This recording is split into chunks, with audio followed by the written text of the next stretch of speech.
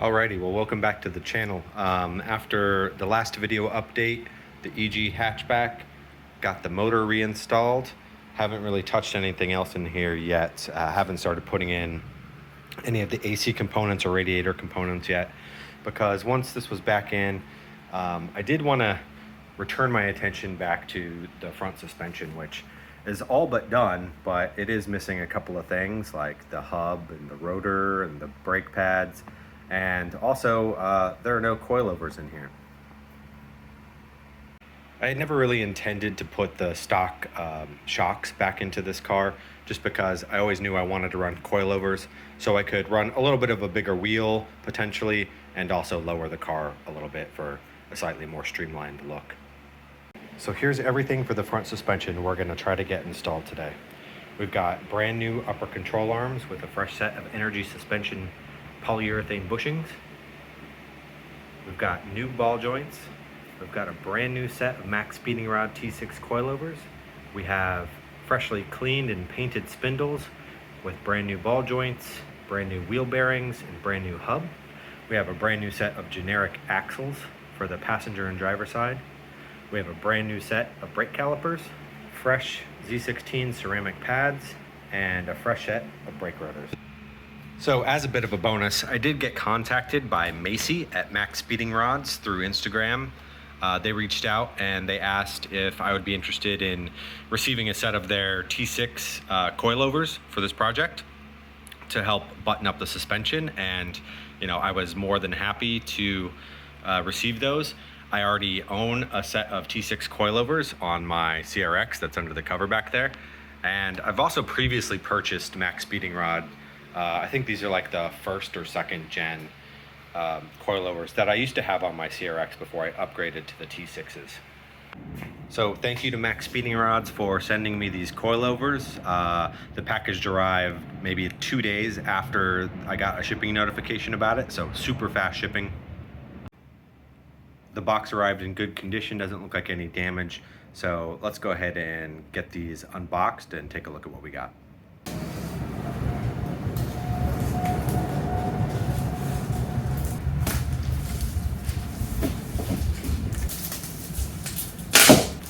So it's nice, a little instruction booklet, it looks like, with the Maxspeedinrod sticker.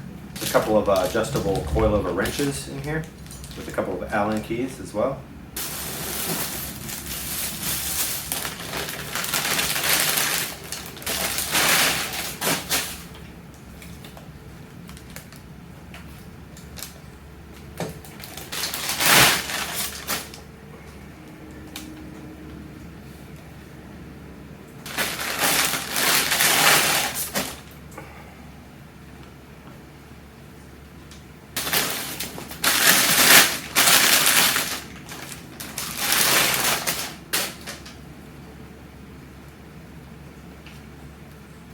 So these are the actual spacing collars you need to adapt the front coilovers to the EG.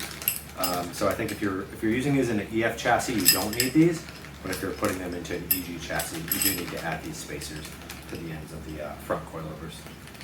And then it looks like these are the clamp rings for mounting the front brake lines as well.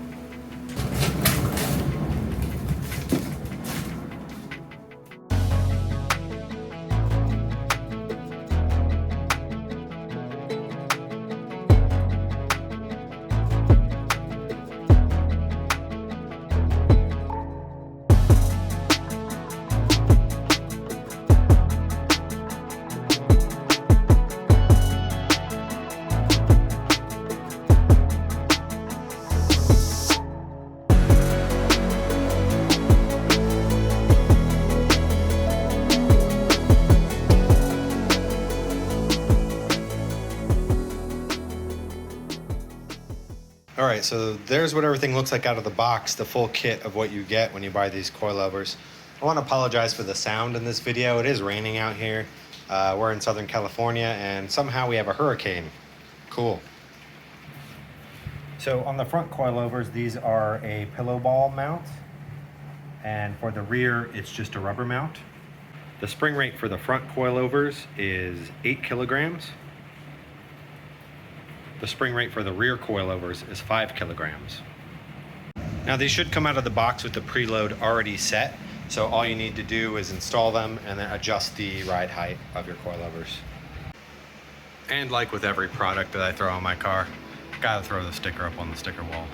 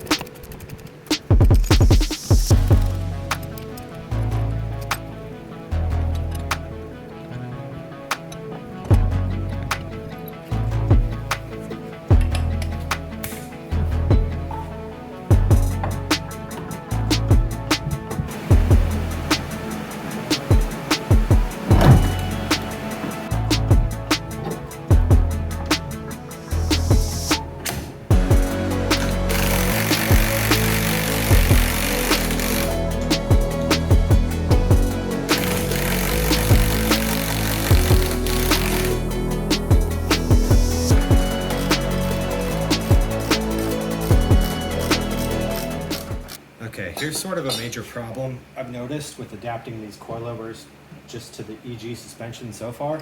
So when you use these with an EF suspension, the coilover slots right in to the lower fork, and the bolt actually goes through, and you can see here the bolt is actually cut in to the inside circumference of where it seats in there. So when you use these on the EF chassis, this is actually scalloped out to receive the bolt to go through there. Well, you can tell these won't fit the EG chassis, so you have to use this adapter sleeve, and the adapter sleeve has no cutout for that bolt. So you cannot slide the sleeve down in there because it hits the bolt, or once the sleeve's in, you can't insert the bolt because it hits the sleeve. So that's a big problem for anyone trying to buy these coilovers and adapt them to an EG chassis. I don't know what the solution is for that. I mean, I guess I could cut out part of this adapter ring and make sure it's aligned correctly, which I think is what I'm gonna have to do, but as far as this being a plug-and-play solution, I'm a little disappointed that you actually have to modify this setup to get it to work with the EG chassis, because it's being sold for the EG chassis. So let's see what we can do. Here's another good example of what just happened when I tried to put my bolt, through the coilover fork there. It's just threading right into this metal. There's no scalloping out of it. This is definitely not wide enough either. So this is gonna have to be channeled out and opened up to have a groove similar to what's in the bottom of this coilover for the bolt to fit through. So I am disappointed that I'm having to do this. So to try to fix this, I kind of took where the threads were hitting and I drew a line around the circumference of this ring. I'm gonna do the same for this other one. I found this wrench to be actually the perfect height.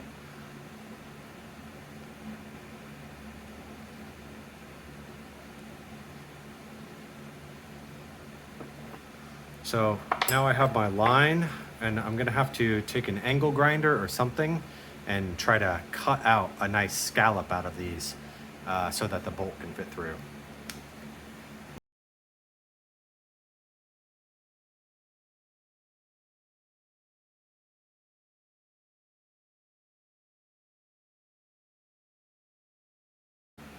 All right, so I took my angle grinder and I scalloped out a little bit out of here. So now you can see the bolt has a little bit of room to travel through there. So let's see if this works.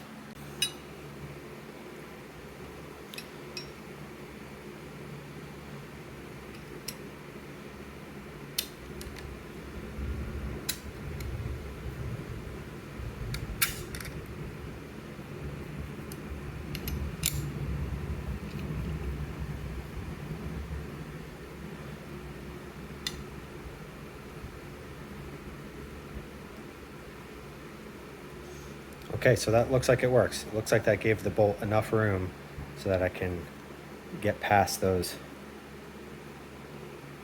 threads. So let's try this again on the car.